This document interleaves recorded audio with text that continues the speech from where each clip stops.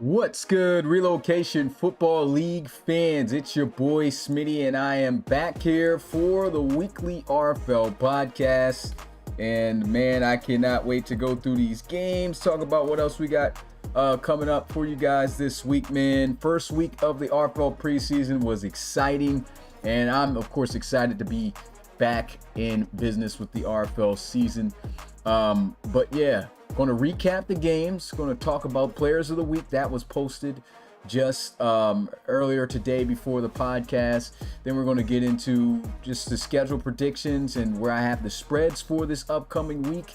And then just talk about, some guys who've impressed, who to look out for, things like that. And then we have a new segment. It's pretty much like similar to how Pat, Fun Facts with Pat was, except now we got 25 with 25. And some guys might got an idea a little bit who that has to entertain with. But at the end of the day, we'll go ahead and get into that at the end of the podcast. Right now, what you're hearing is the official RFL live podcast theme song. So you'll hear this every time we go live. Amir unable to join today, but most likely next week he'll be able to hop on. So let's give a shout out to the guys who are here. We got Rodney, we got EJ Bailey in the building, Eric Straughter, I just said Rodney, John, I said John, I'm all over the place. Let me give myself a bell for these name pronunciations. Jordan Granger, Ronnie Shanahan, we got Samurai Nation in the building, Jacob McCall there, CP Millionaires Vibes. Who else we got? Faded Red, Coach Frankie in the building, Darius in the building, Daniel Severio, man, Skinny Washington in the building, man. Shout out to all you guys who are here tuning into the RFL podcast. But let's go ahead and get into it, all right? So let's talk about the games. Let me make sure I get those ready for y'all, actually. I don't have them in order yet. Oh, what's going on here? All right, turning them all on for when I showcase them. All right, here we go. So, all games, we'll save those for last. All right, so let's get into the game recaps. All right, started off week one, and it was a great game, man. And everyone's excited to watch this one, man. We had so many live viewers there watching it. I believe can't even remember how many off the top of my head, to be honest. I think it was like 200. I said 200. 160 something people watching the game, and the attendance was constant throughout the game. Just everyone seeing. You said cut the music. The music too loud. Oh shoot, yeah. We go ahead and turn it down. But yeah, man, the Marshals made their return back to the RFL. Used to be the San Antonio Marshals, now the DC Marshals, and they came back and were able to edge out the Gunners and the preseason opener. Tyler Agramonte, man, had some big throws, didn't throw any interceptions. As you can see, 206 yards, 20 of 28. And 2 touchdowns. Had a game-leading touchdown. We might well can say the game-winning touchdown out to rookie wide receiver Hakeem Prince, and they were able to finish the job. Another key player to talk about within this matchup was Tyon Nickerson, of course. Of course, he had those rookie jitters. We saw him throughout the game.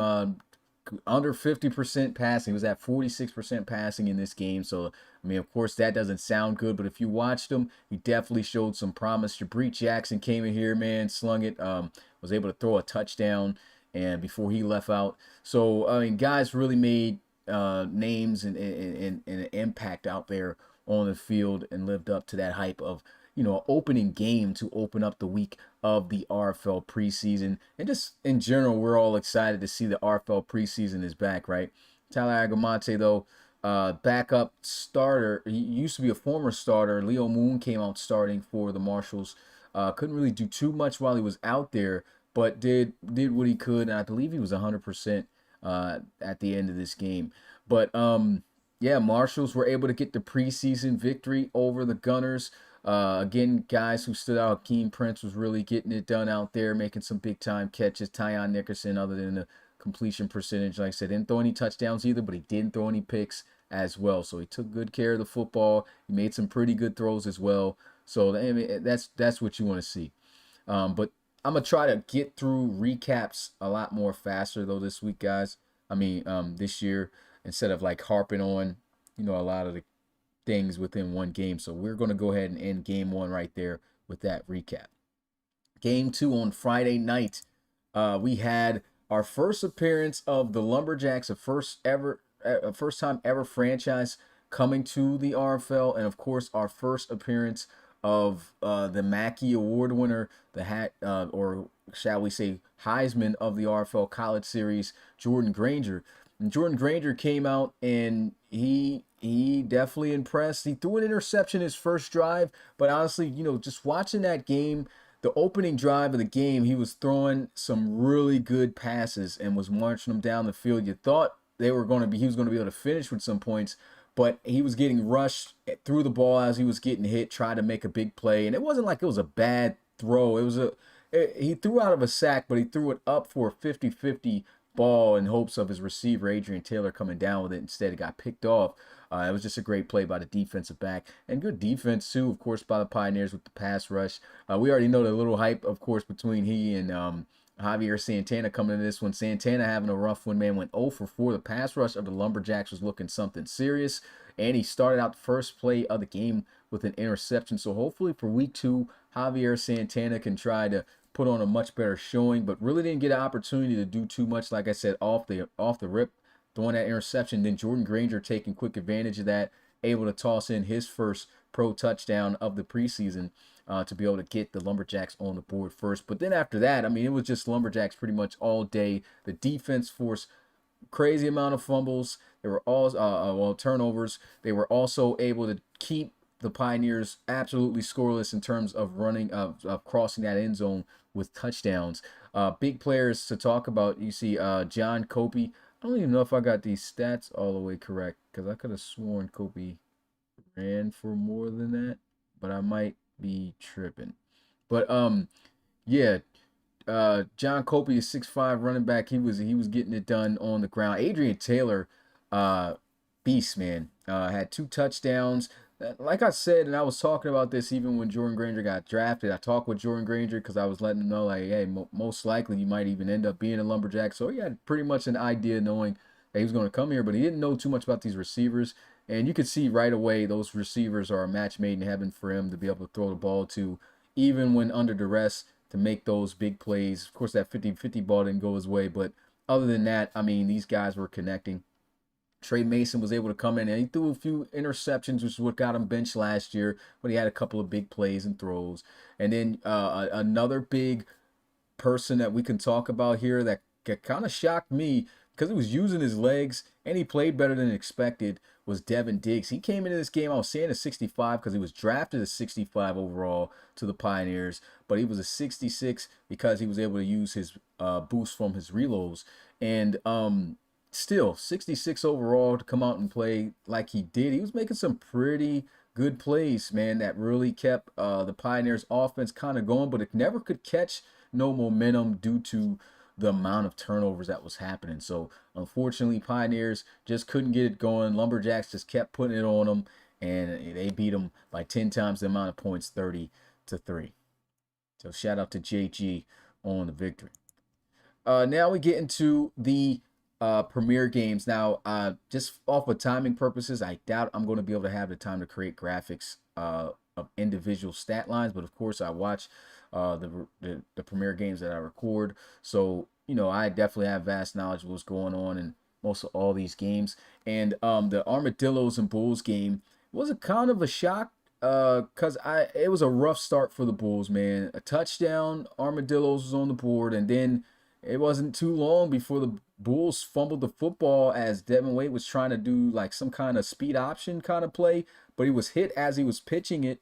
And then as that was going on, the football got sent back into the end zone, was picked up for a touchdown by the defense. And the Bulls found themselves already, even with their starters on the field, down 14-0.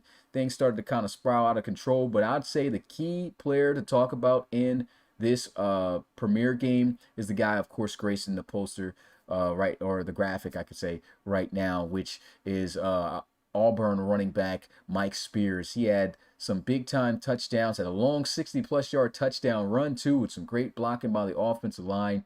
And the Armadillos were able to best the Bulls 36-17. So, like, again, I'm gonna try to just dive into games pretty quickly in that fashion, especially when it comes to Premier games.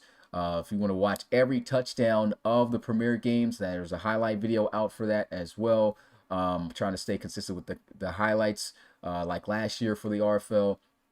And if you want to go ahead and watch the full games, those are out there, of course, for you to watch as well. Going into the second game, man, the Barons able to best the Sentinels at home in New York, their new city. Well, still were in they were in New York to begin with, going from Brooklyn, but these guys getting it done, 27-13 over the Sentinels. And I really liked what I saw out of Dorian Chavis within that game, especially the offense in general of the Barons. We saw Ryan Branker get very comfortable within that game, was able to sling it around, big touchdown pass off a post route to LaQuavius Machiavelli, as we like to call him, of course, Q-Pop, out of Washington State, hit him with a nice little post, and man just dropped it right there on a dime. He was too fast for the defense. And I saw Roland earlier in the chat, in the Discord, sending a message to Q, talk about, hey, it's not fun having scoring on yourself now, is it? Because he had to deal with that when he had to play up against his own wide receiver when the Barons would play up against the Shamrocks. But for anybody who doesn't know Q-Pac right now, he is the head coach of the Sentinels. Coach Tor is the owner now. He was coaching, of course, the Sentinels all the way up until this point. But he went out and got himself an entire staff. These guys are planning on using custom playbooks this year too. So they just came out here in the preseason. They said they're just going with the base books and just seeing how that going there, testing things out. So this is not their game plan that they're looking to put forth just yet. But nonetheless, a great performance by the Barons, man. They were able to get it done in the rain, and they come out on top with a 14-point victory. Going on to the next Premier game, the Bulldogs and the Diablos. Let's play the bell for sportsmanship. How about that? Let's play the bell for sportsmanship of the London Bulldogs. These guys came out here. We should call them, as Frankie was saying, we were in a chat talking about this, the London Bully Dogs, man. These guys had their starters, for the most part, out onto the field. And this guy right now on the poster that you see, Duke Pascal, a two-time Reload Bowl winning champion, refused to step off the field, played all 4 quarters against starters and backups, and had 3 interceptions and was getting picks like he was Deion Sanders out there against teenage kids. Like, that's how it was looking. And it ended up being a blowout, man. They absolutely wreaked havoc on the Diablos backups. I feel bad for James Ramos. I mean, he went out there, he threw a touchdown, I believe his opening drive, so it was looking good. The next thing you know, he ended the game with 4 interceptions. 2 of them, I think, went to him, and the other 2 went to 2 other different players. I believe it was Caleb Norris, and it was Shaq Tiller, another starter that was out there late in the game. Their starting cornerback, Shaquille Tiller, was sitting there playing in the slot, tried to throw an out route. He picked it off. So it was straight torture, man. These guys showed no mercy, and it looked like they were not afraid of getting injured or anything. They just said, like, hey, we're just going to beat up on everyone and let everybody know why we won a Reload Bowl last year, even if it's the backups. There's really not too much for me to say other than that. The Bulldogs just handled business the way they were supposed to, and with the starters still staying in, they handled business like they were supposed to, man. You just felt bad for the Diablos in this game. But yeah, that's all I can really say about this one. Bulldogs beating them by 27. I think that's the biggest deficit we had this week in the Premier games, 37-10.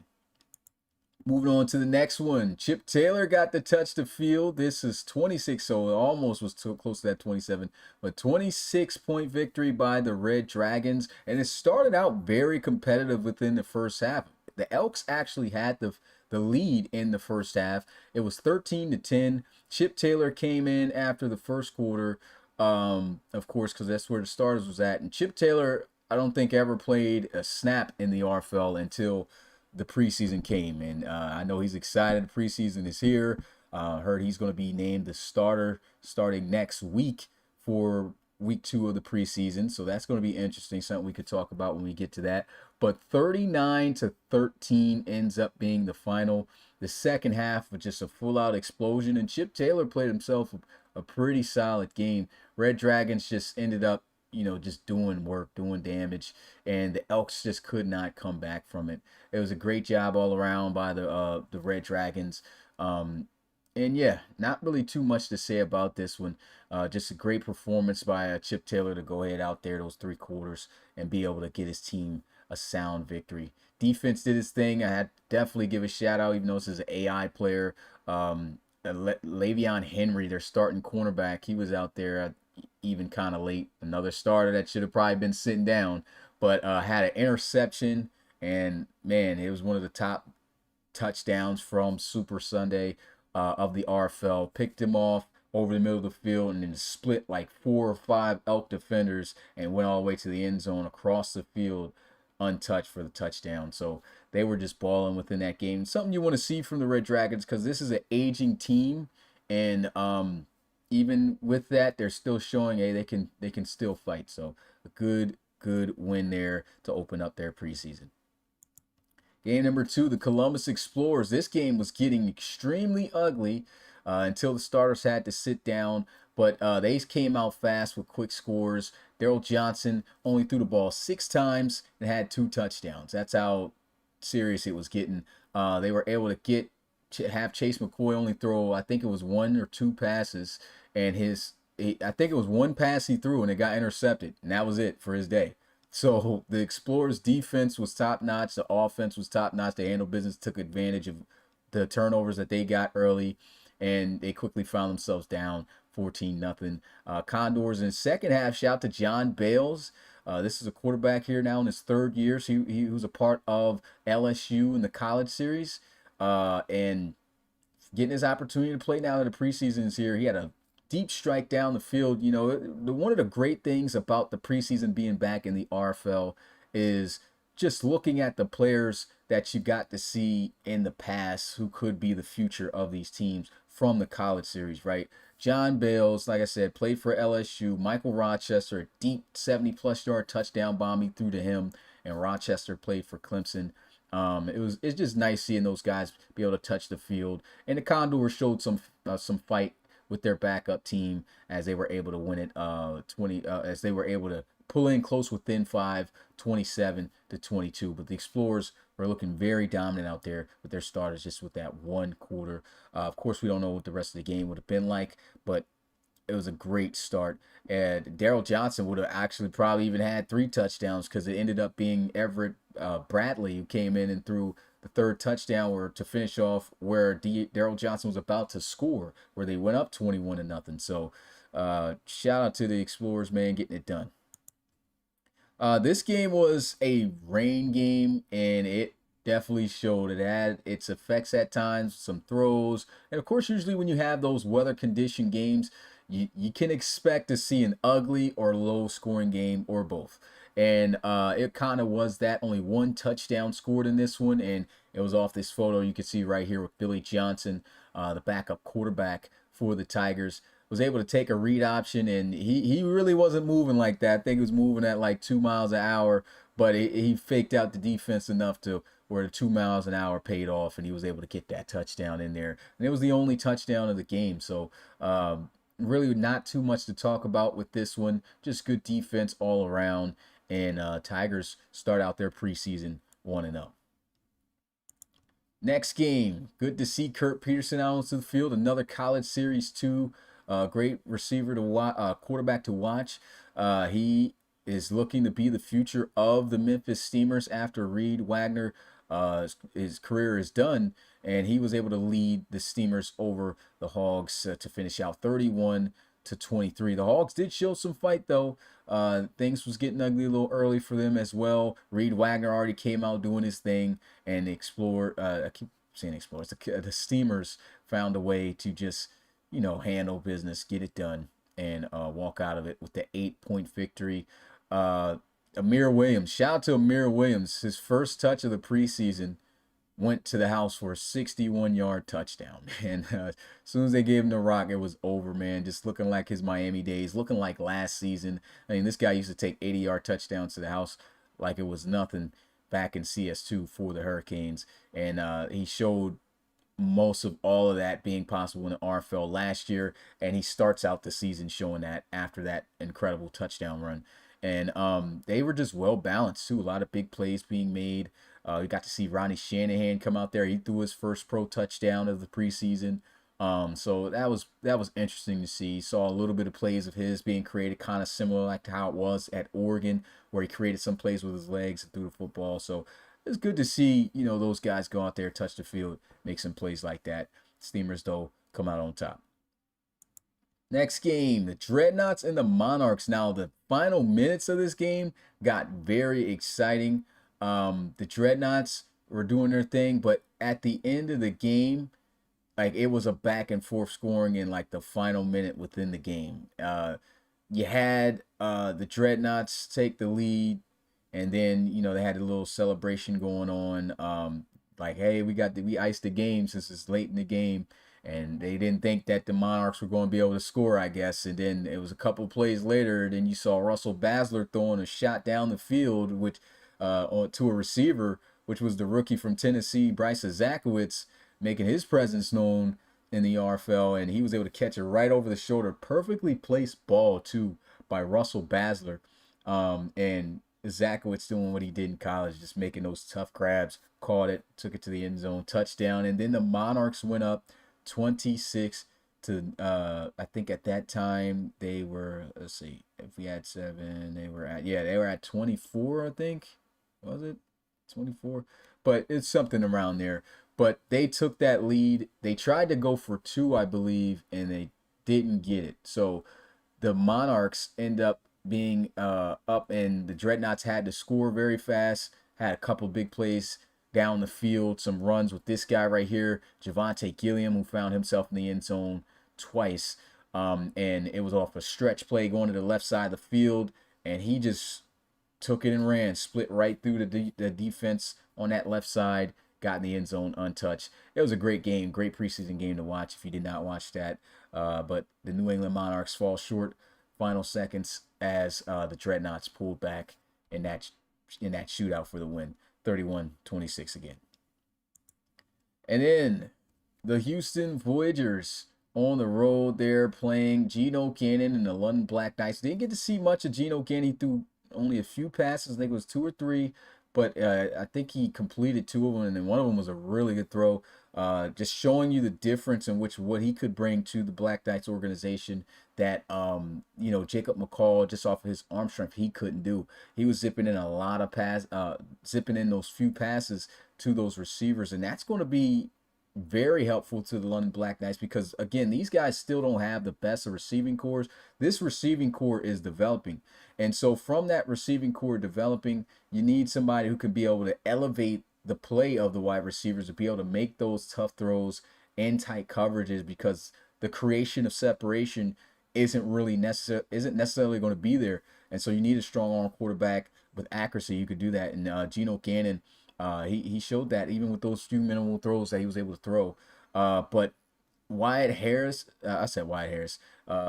Wyatt, got to see him in action, man, and he was doing his thing. He was connecting big time with Trent Williams too. Had a big shot down the left side of the field to Trent Williams, one-on-one jump ball, and the little guy got up there and got it, man. So it was fun seeing a 2-time national champion Wyatt be able to get out there on the field and lead the Voyagers to victory, looking to be that new franchise quarterback that takes over after Glenn Hay. So, you know, it was a great game. Voyagers really could have scored a lot more points than this. They left some points off the board, but it looks like they were more so experimenting a little bit. They're just going forward on a certain situation, just doing different things. But at the end of the day, they had the game won pretty soundly. Another player to bring up within this game is DeAnthony Young. DeAnthony Young, still overpaid. You know, the Black Knights had so much money. I overpaid this guy to be a backup quarterback, but they still have a lot of money. And even with them paying for the crazy contract, which is probably going to be the highest contract in the RFL, Geno Gannon, coming into the regular season soon. This guy was looking nice, man. I was excited to see him play because he's definitely shows he's a solid backup quarterback. That's what I could say. He did throw an interception. He does have some moments like that because his awareness is extremely low. I think his play action actually is extremely low. I might got that confused. But it's one category of his that really just shoots him down. Like he can't really sell nobody out on play action or nothing like that because I think it was like 49 play action. That's how bad it is. But dude's got a cannon and he can move. The way he was scrambling and moving about was fire, man.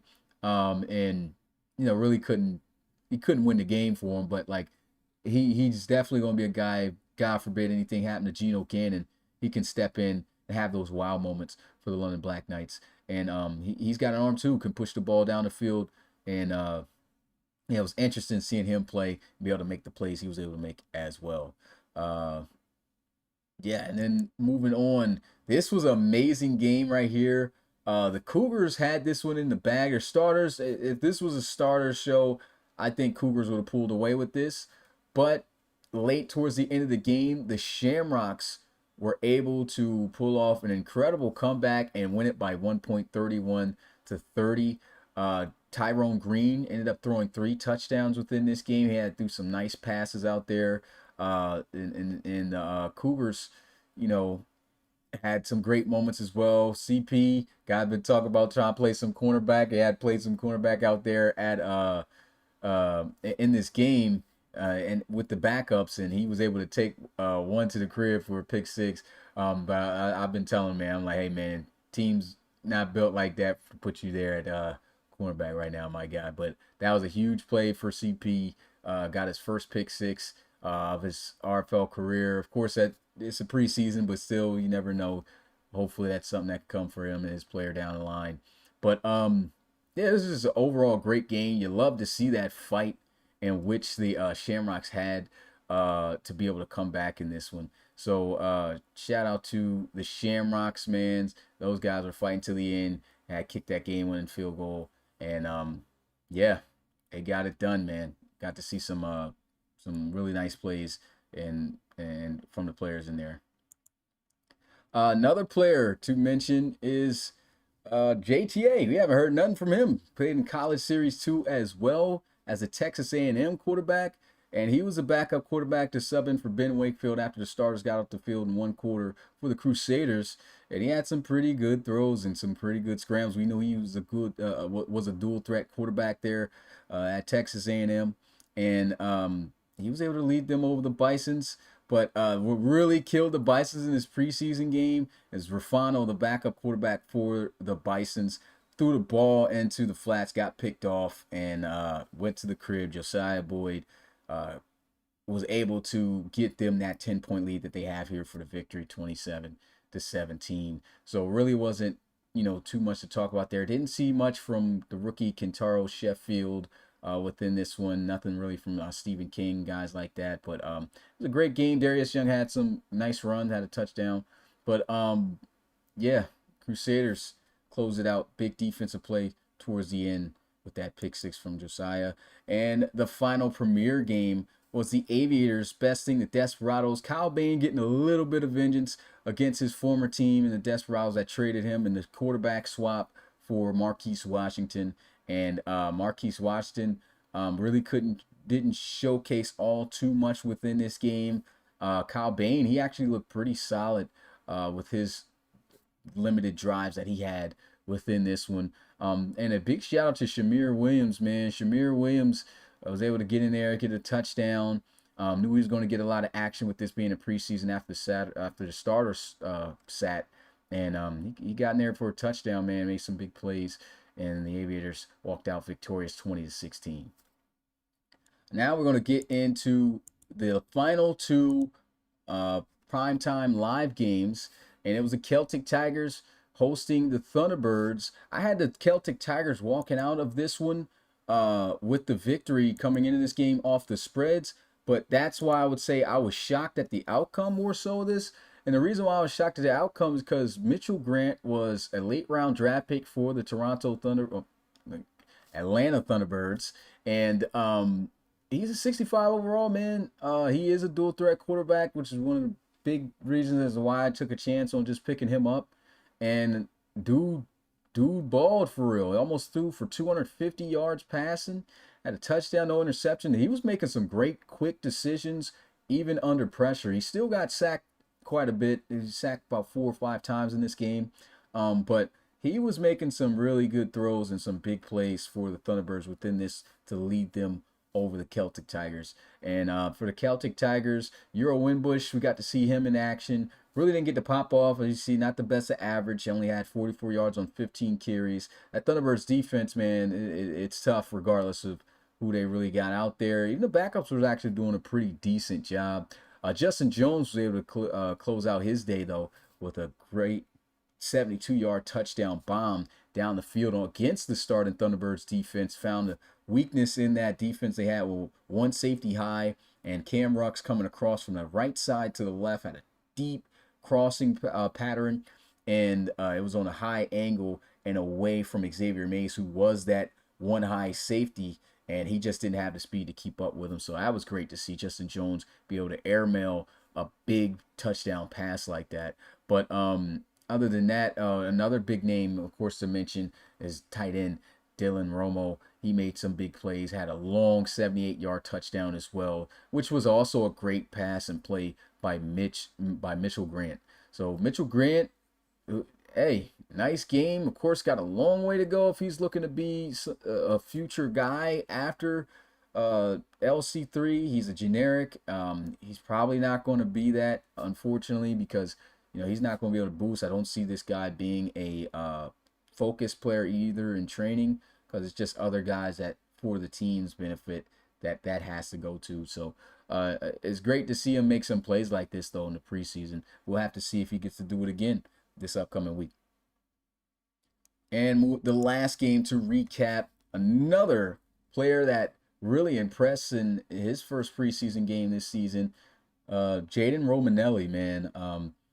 The Miners came out pretty strong. It wasn't really much scoring going on anyway, but the Miners came out strong, kicked a couple of field goals. Starting group of the Snowhawks was just starting to get it together, and then they had to take a seat.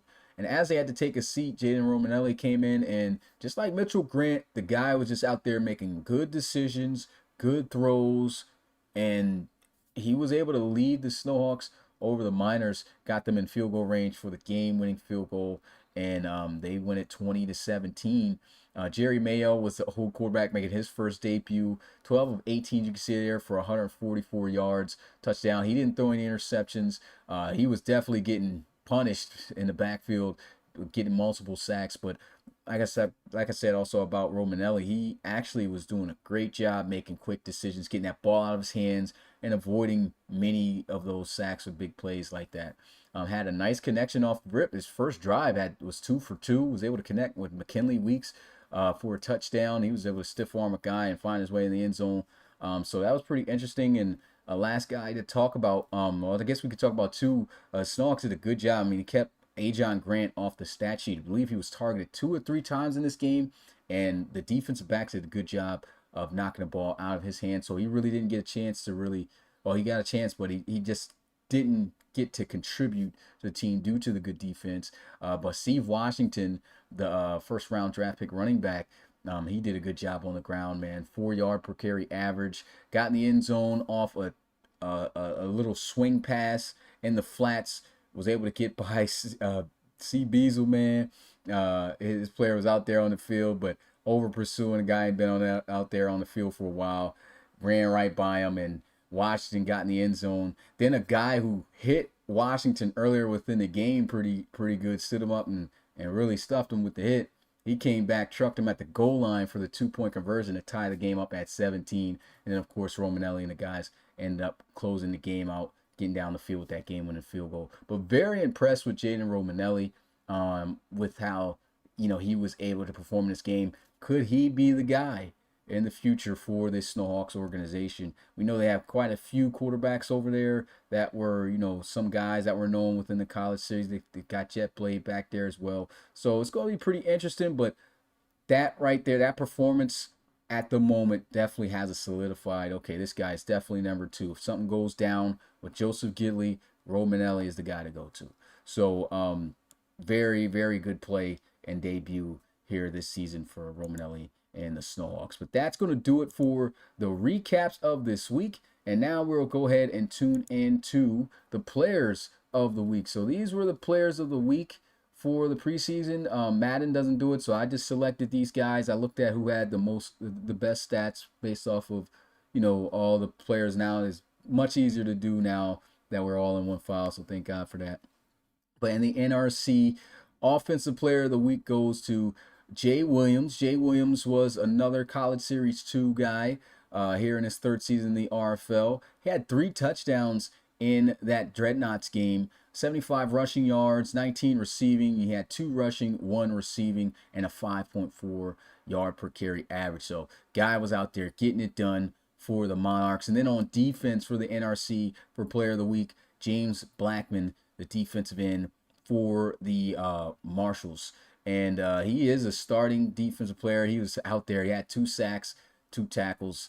Those are his key stat lines right there. Moving on to the ARC, he had 2 Bulldogs winning. Of course, you already know. I shouldn't have to say much about why Duke Pascal ended up winning the defensive player of the ARC. The guy shouldn't have been on the field, but he didn't care. He wanted this award, I guess.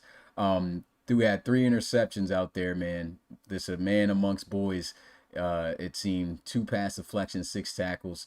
Dude was just a menace out there. And then Timmy Merritt, no interceptions in just his 1 quarter, went 8 of 11 for 138 yards and 2 touchdown passes.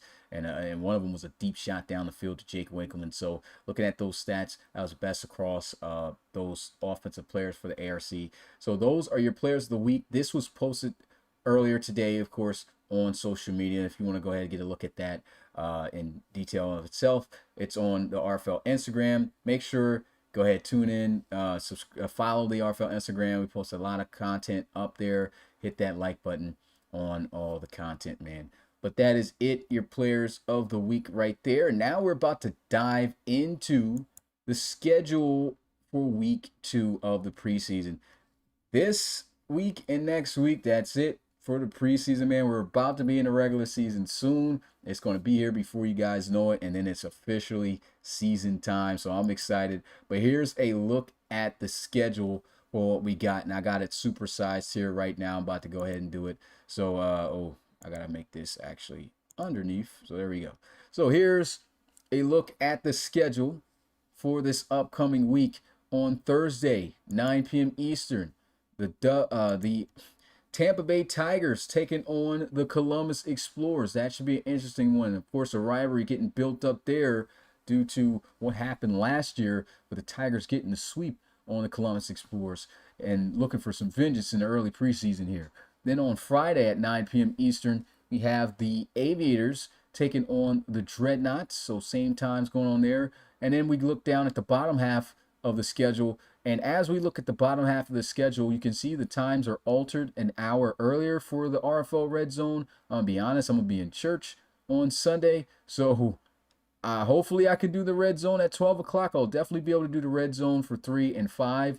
But if I am able to get back in time for the Red Zone, I will do the RFL Red Zone at noon on Sunday. And these are the matchups at noon Eastern on Sunday. We have the Voyagers taking on the Bulls, the Bisons taking on the Pioneers, Barons taking on the Elks, and the Hogs. Now keep getting the old stuff mixed up. The Hogs taking on the Red Dragons. Then in the 3 p.m. slot, we have the Lumberjacks taking on the Condors, the Bulldogs versus the Sentinels, Shamrocks taking on Crusaders, Monarchs versus Snowhawks. And then to close out our Super Sunday, and yes, I mean close out, there will not be a game I'll be calling on Sunday night. And the reason I'm doing this is because of the Super Bowl. So I know guys want to see the Super Bowl. I know some guys would tune into both, but I kind of want to see Super Bowl too, man. So it's like, let's not have a game going on during the Super Bowl. So I know the Super Bowl starts at 6:30, so I moved the game up an early, up that hour early because of that. So this games typically take about an hour. So let's say for the 5 p.m. slated games, probably gonna be over at 6 o'clock, 6:03, something like that, for the red zone, and then we can all just chill, tune in, watch the Super Bowl between the Chiefs and the 49ers. But the 5 p.m. games, we have the Diablos taking on the Marshals, the Steamers taking on the Desperados, Celtic Tigers versus Armadillos, Black Knights versus Huskies, and that is it for Super Sunday. Of course, I'm going to go right back into detail about these games on who I think might win, and my reasoning why, a little bit. Of course, it's still the preseason, but at least we know starters for the most part are playing an entire half. So that's going to be interesting to see how that impacts the game and see how that starting unit is looking like on the field. I just realized I got this thing showing too. Let me get that off. Yeah, let me take that off. But yeah, so we're gonna have a double header on Monday. So on Monday, we're gonna go ahead and switch it up because yeah, I couldn't have that game be later within the day with that Super Bowl going on, and of course I can't flex it anywhere else. So the Cougars and Miners game, which was supposed to be on Sunday night at 9 p.m. Eastern, it will be at 5 p.m. Eastern. And of course, I'll be in the booth calling that and calling the late night game at 9 o'clock between the Baltimore Gunners and the Atlanta Thunderbirds. So that's the finale right there. It's going to be interesting. We're going to see what Tyon Nickerson can do for the whole half of football, to try to close things out. He had 3 quarters, but what can he do against this Thunderbirds team? That's what made it very interesting to make that a final game. And of course, what really solidified that as a game of the week is Mitchell Grant. So he's going to be going up against Mitchell Grant. Can Mitchell Grant impress for a second week? But looking at that schedule, let me go ahead, turn this back on and minimize it. So you guys already seen the graphic for what it is. You guys can see it right now. Looking at the Tigers and the Crusaders and the Explorers, excuse me. Let me go to my spreads here that I have within the Discord. All right, so for week 2, I have the Explorers winning over the Tigers by 4 points. And I think with a half of football, we know the Tigers beat the Explorers last year with the sweep, which shocked us. But this Explorers team we know is talented. The Tigers are definitely on the come up, and I definitely have to give props where it's due to Coach Stein. He's definitely been putting in some crazy work with the Tigers, and I can see this being an organization that's going to be out there competing in the playoffs very soon to come, trying to make their first ever playoff appearance. But with the first half of play, the way the Explorers looked just last week, and that one quarter, I feel like the Explorers should have an edge with their starters in the first half, and then in the second half, Billy Johnson not too bad, but we really didn't get to see how explosive he could really be. He only put up 13 points too. So as you look at the 13 points that they were able to put up, I think that the Explorers have the capability of doing more even with their backups in. So, and they're stacked with talent all over the place in depth. So I think the Explorers get that win by 4 more points. Then moving on to Friday, the Dreadnots hosting the Aviators. I got the Dreadnots winning by 3 or more points. I guess I really can't go too much into detail about every game because it's not really too much to talk about, right? But the main factor as to why I chose the Dreadnots, I would say, is, I think the preseason mainly comes down to who are the quarterbacks, right? When the starters go, we know the talent of the starting teams for the most part and who's going to be the favorites and who we think is going to win. But when those backups come in, who's the quarterback that's leading them, right? Corey Polley is the quarterback for the Aviators, and Matt Jones is the quarterback for the Dreadnots. I got more faith in Matt Jones. Corey Polley didn't do all too bad last week, but you saw those issues, at times with him as well. So I'm going with the Dreadnots mainly because of the quarterback situation. And so we get into premier games at noon, Voyagers versus Bulls. I'm going with the Voyagers because it was shocking seeing the Armadillos be able to dominate the Bulls the way they did, 36-17. Yeah, they got off to a rough start, and it was a fumble and everything happened. Will that happen again? Probably not, but the Voyagers are pretty good, man. And you got Monty Wyatt coming in as a backup, 80 plus overall quarterback, which is good. Kevin Pride, he's not bad, but I think Monty is better than him just slightly. And I'm just going to go with the Voyagers because of that. In the Pioneers and Bisons game, I have the Bisons winning by 6 or more points. Rafano and we know that JT Joseph Torres is the main guy there at quarterback, and Rafano, even though he's a backup, he's like solid 80s. And I think that the Bisons have a little bit more firepower and talent. I like what I saw from Devin Diggs, though, not gonna lie. But will he be able to put on a show even better than that coming in this week against this Bison's defense? Of course, his backups, but I don't know. I'm more so siding with Rafano in this situation than Diggs in that. And then also, big thing to look out for is how will Javier Santana play in this game, because, like I said, that first game against the Lumberjacks was rough, man, going 0 for 4 and an interception. Hopefully he has a much better performance here at home in Pittsburgh. Then we have the Barons and the Elks. I have the Barons winning by 4 more points. I really liked how their starting unit looked, and I liked how their backup unit looked, of course, with Dorian Chavis. We already know, for anyone paying attention to the Elks, what their situation is at the quarterback. We know about Eric Fisher. Eric Fisher was a guy who, back in the day in season 3, was offensive rookie of the year, had promise, but then just fell off and just was never that guy that we projected, or at least thought he was going to be.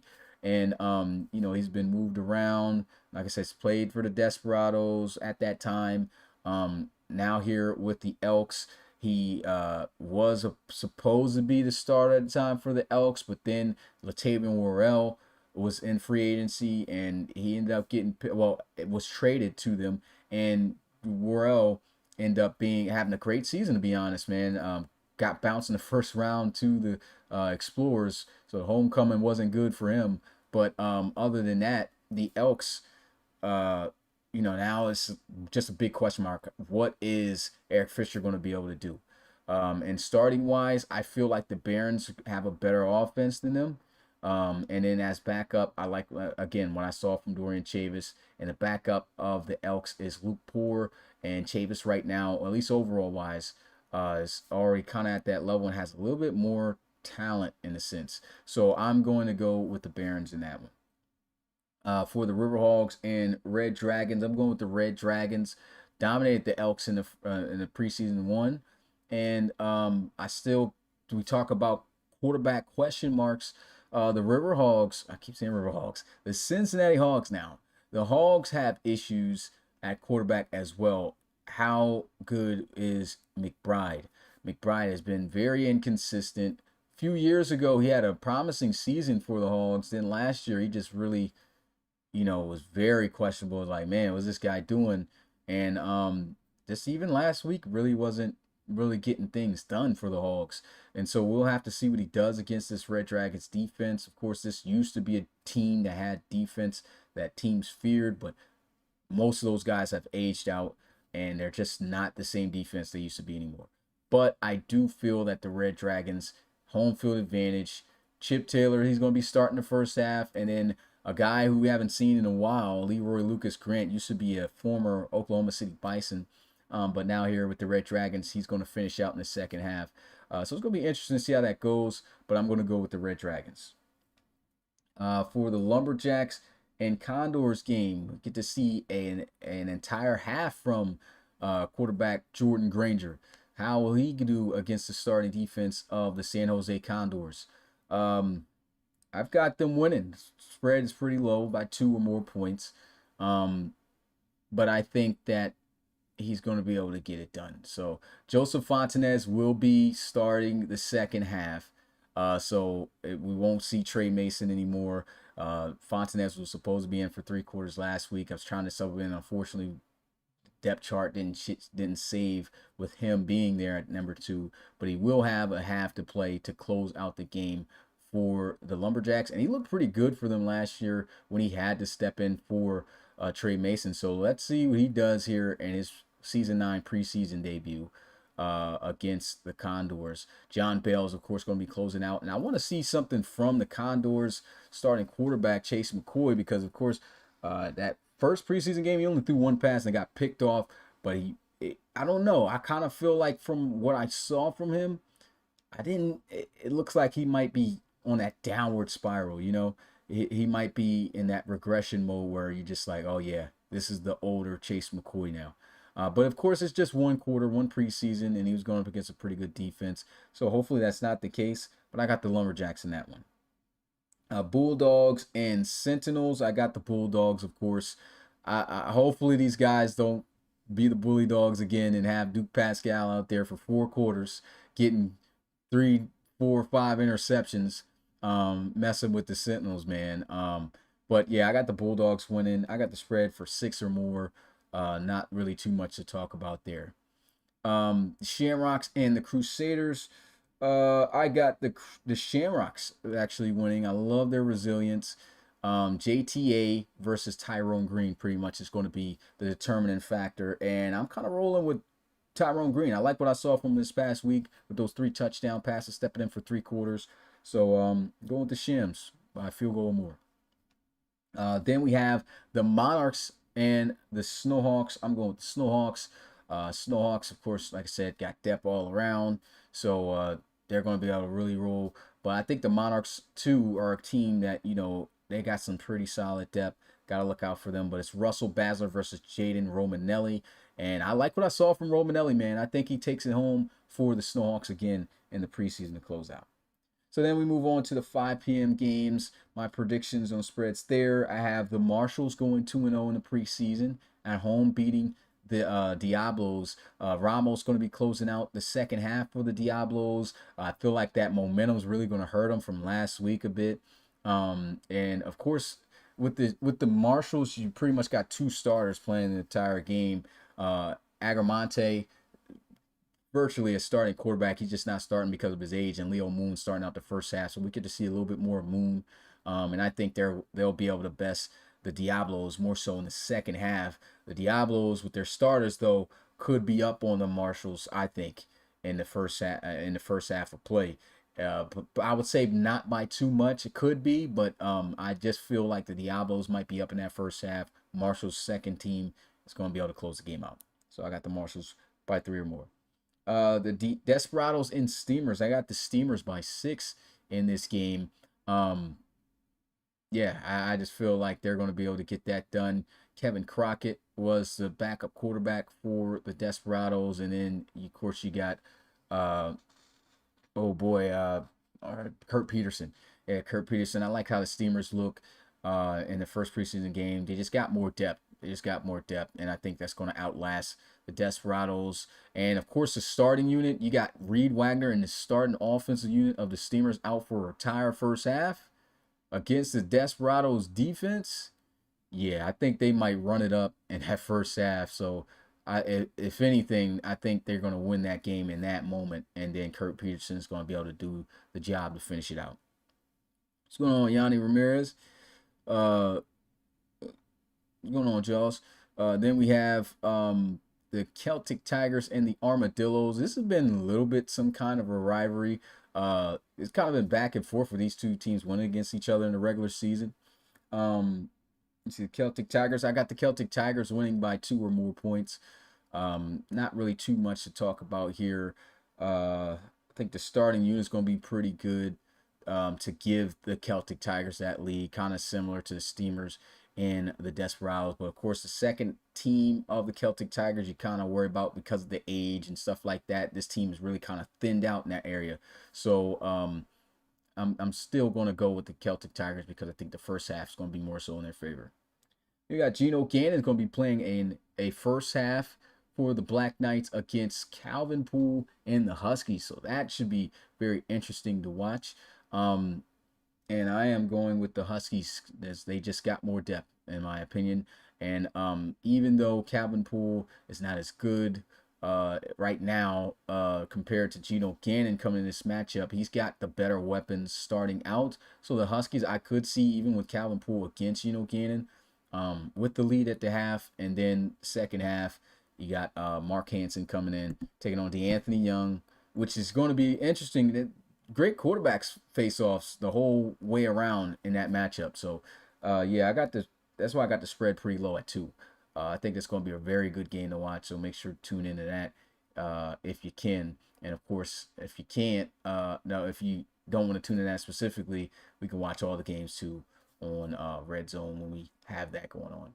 And, of course, Monday, Cougars taking on the Miners.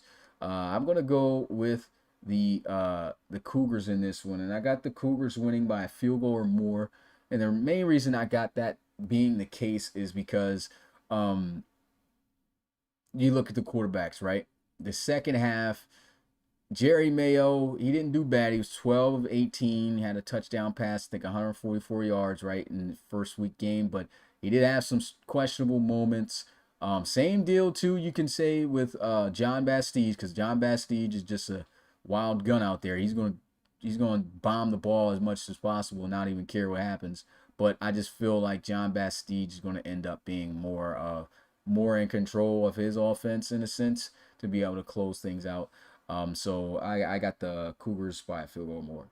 And then, of course, the main event game that I really want to see, what is Tyon Nickerson going to do against Mitchell Grant? That's a great backup quarterback duel, in my opinion.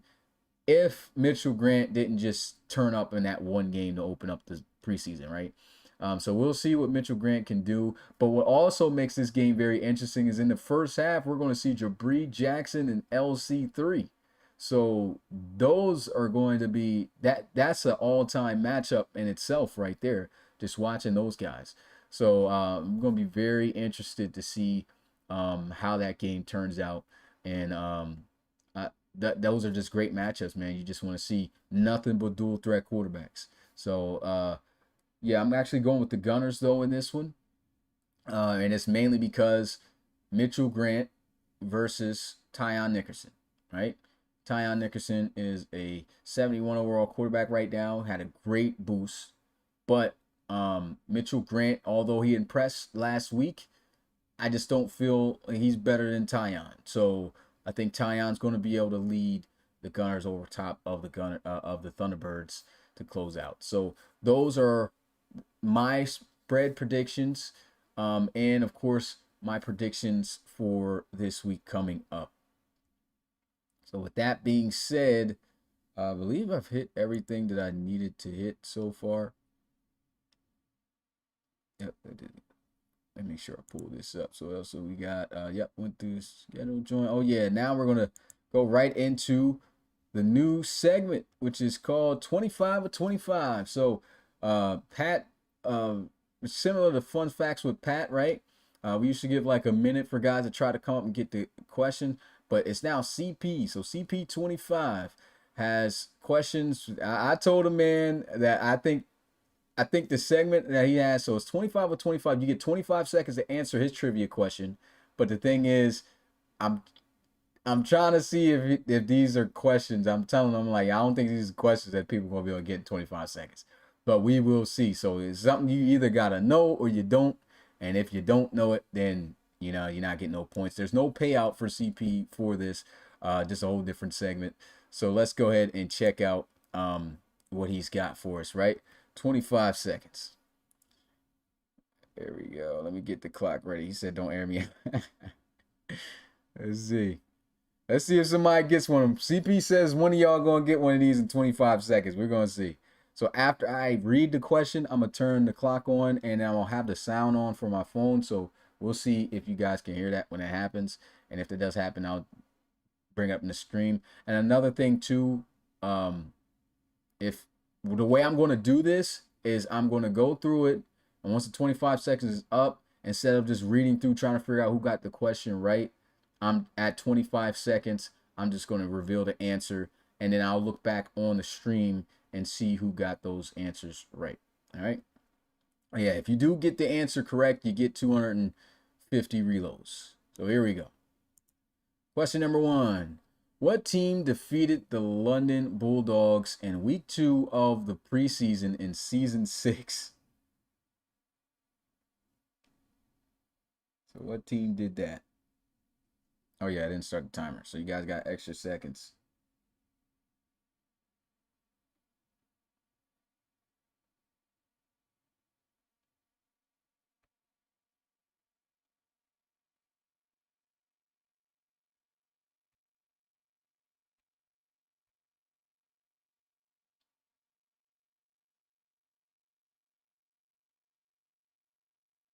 He said that was a bad.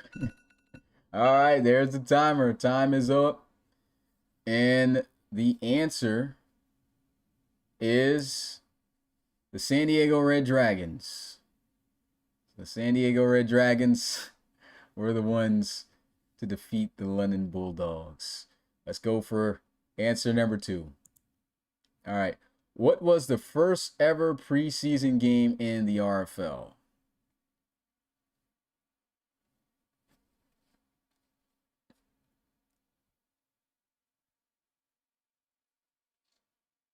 If you can research real fast, you might be able to get this. You're already down to 10 seconds. Yeah, we got to get some a little easier ones. Yeah, it's about to be over. There it is. Time's up. It's 25 seconds. And the answer is Bisons versus Aviators. So that's yeah, Bisons versus Aviators. That was the first ever preseason game in the RFL. All right. Last one, man. We'll see if somebody can get this one, man. In his rookie season debut, what Diablos quarterback led his team to a win in season 6 preseason week 2? 25 seconds to start it. It's only a few guys, so this one should be probably somebody should probably be able to get this.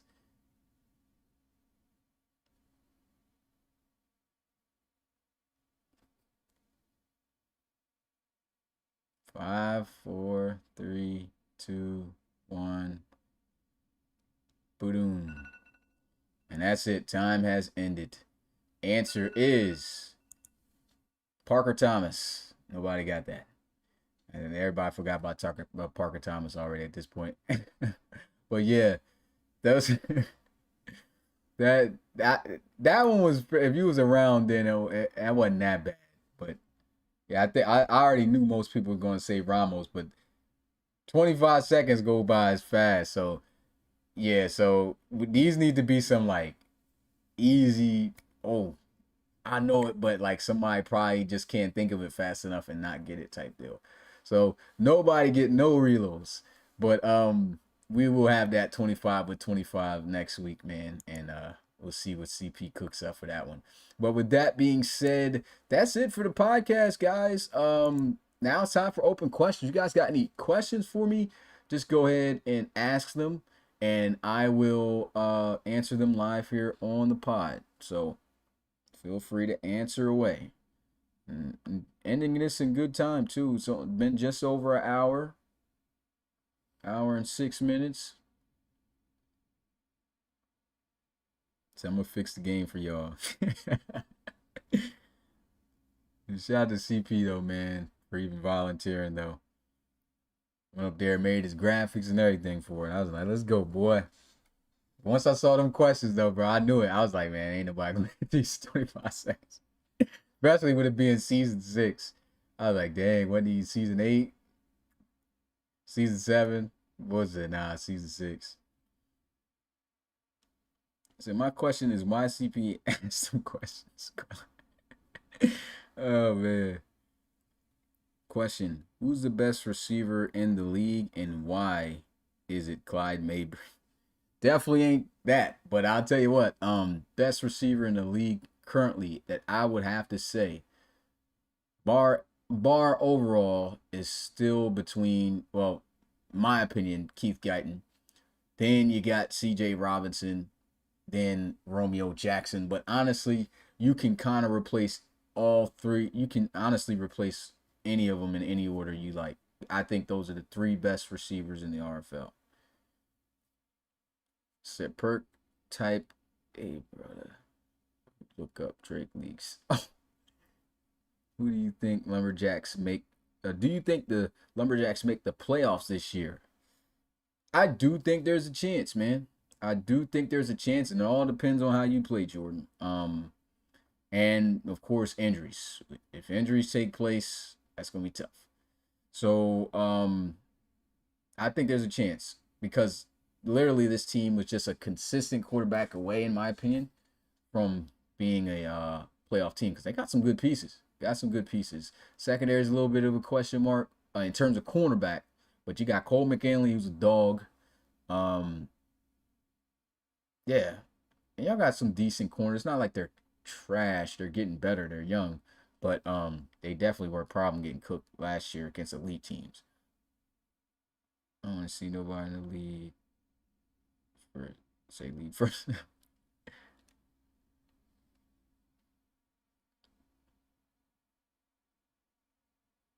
Lions up there. Well, Lions used to be up there, man. He's definitely taking a back seat. Even last year, he took a back seat. Season 8, season 7, that dude was a dog. His first year with the Thunderbirds. Second year, he still was balling, making some plays, but you could tell he just lost his step. And we're gonna see what he looks like this year, man. We're gonna see what he looks like this year. The dude's all the way down to an 86 in his 9th season in the RFL. Always was one of my personal favorite receivers in the league. But yeah, I don't think he's up there no more with that. So what player do you think makes the biggest jump from last year? Uh, hmm. Uh, to be honest, off the top of my head, I really can't think of one that makes a jump though. Some guys who could potentially make a jump pretty big this year. Of course, the receivers, Caleb Houston, Devontae Sharkley, Leo Moon's a guy too. With him starting with the Marshals, I think he's a lot more mature now to handle that. Uh, Shoot, I'm gonna be honest too. Even well, McCall, I think he about have the same type of season because last year he didn't play bad with the Black Knights. I think he's gonna do a pretty good job too with the Cougars. I don't feel like he's gonna have an elite season, but he's gonna have a good one in my opinion. Um, who can I see? Well, those are the main guys off the top of my head that I can think of. So how much do backups play in week 3 of the preseason? So week 3 of the preseason, they're really supposed to only play one quarter, but I'm pretty sure most coaches and teams are probably just going to flip their depth chart to have their starters only play that one quarter at the end. Or just have their second and third string guys just starting that and doing that. CPU team wise though, I've been keeping starters out there for the most part, and it's been pretty decent, man. There hasn't been any injuries yet, but I mean, I think it's good to have those guys out there at times, just to build some momentum and stuff like that, because you just never know. You have the superstition sometimes with a guy not being on the field, he's sitting the bench and he's not doing nothing. I don't know what type of behind the scenes effects that could have, even though like most likely it's not, but you just have those superstitions. I'd like to keep guys on the field if they can get on the field, and just hope they don't get be banged up, or injured.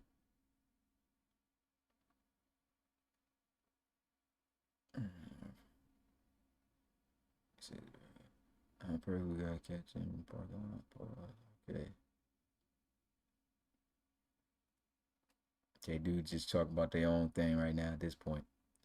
Black Knights to the playoffs. All right, that's hard. That's tough. The reason why I don't think they do is because where I got you guys placed in that division. I think y'all are gonna finish third or fourth at best.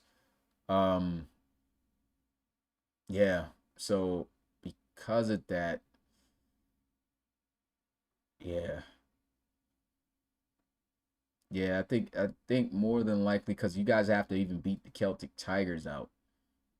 So I really do feel like you guys will finish last in the East. So with that, I don't see that happening with you guys making the playoffs. I think you guys can be a threat, you know, but Playoffs, me, honestly, in my honest opinion, I don't think the Black Knights make it. And it's mainly just because of that division they're in. Bulldogs, Reload Bowl winning champions. Celtic Tigers, even though they're old, you don't never know what you're gonna get from them. They could finish second in the division. And the Bulls just coming over there. I think Baxter's got a pretty solid squad that can, make some things happen. I think they're gonna improve this year. We'll see. That preseason game wasn't too great, but we'll see.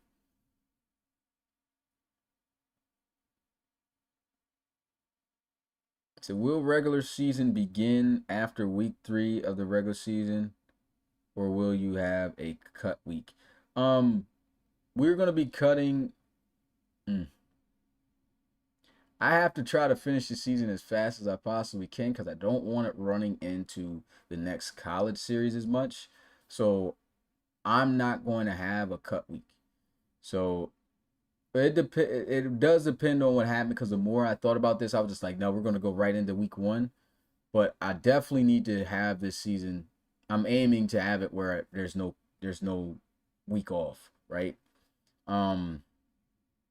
But because I have to handle every team's duty, depending on how fast I can do that and record games, which should be pretty fast, I just got to tell the coaches, like, hey, man, make sure you have your duties, your players that you want cut by Tuesday. And then we move from there. So, yeah, I don't think there'll be a cut week, to be honest. I think we're going to go right in from week 3 of the preseason right into week 1 of the RFL season. But I will let you guys know that later, closer down the line. Do you think we can make the playoffs? Because everybody's asking this for their team. For the Dreadnots, yeah, I think you guys got a good chance. You guys got a good chance too. It's hard to say like for sure, but you got a good chance. Depends on what the offense does consistent wise, because all y'all had was KJ, man. If y'all could get everything else going, and be more of a all-around threat of a team. Defense was a bit struggling too at times. So, and y'all had a terrible kicker. So, there's a chance, I'd say.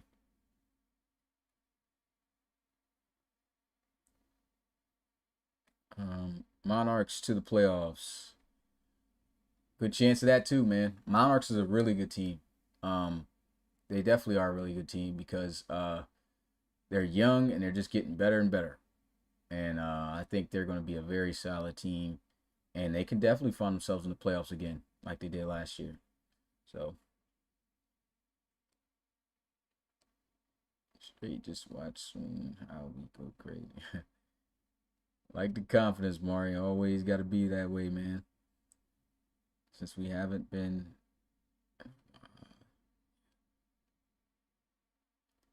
I meant to ask if we could get the rosters updated in the Discord. Unfortunately, I don't have the time to do that. So what's going to happen is that time that we about to start the regular season, and I said I was going to drop the RFL mod and everything for you guys. That's when you guys are going to be having access to that stuff if you have a PC in Madden. So that's the best I could do. Unfortunately, I cannot take pictures and all that stuff because I'm recording Premier games as we speak. Even after this stream, I gotta record one more Premier game for the day. So yeah, I can't do that for you guys, but you guys will have a lot more access, more than likely, starting the beginning of the regular season with the mod. Of course, it's not going to be the same as Neon Sports, and I talked to the guy and asked him if we could link Neon Sports, but he said with an offline file it can't happen. So that is confirmed that, unfortunately, unless you have a PC, you're not going to be able to see everything in detail of the RFL going on. So I recommend you follow our social media platforms, mostly Instagram, because most of the graphics and all that stuff gets posted there with the information. Also, take this off and just put the schedule up here for you guys to see a little bit. And I'll answer the last few questions here and then hop off so I can get that game out the way. Smitty, can we get okay?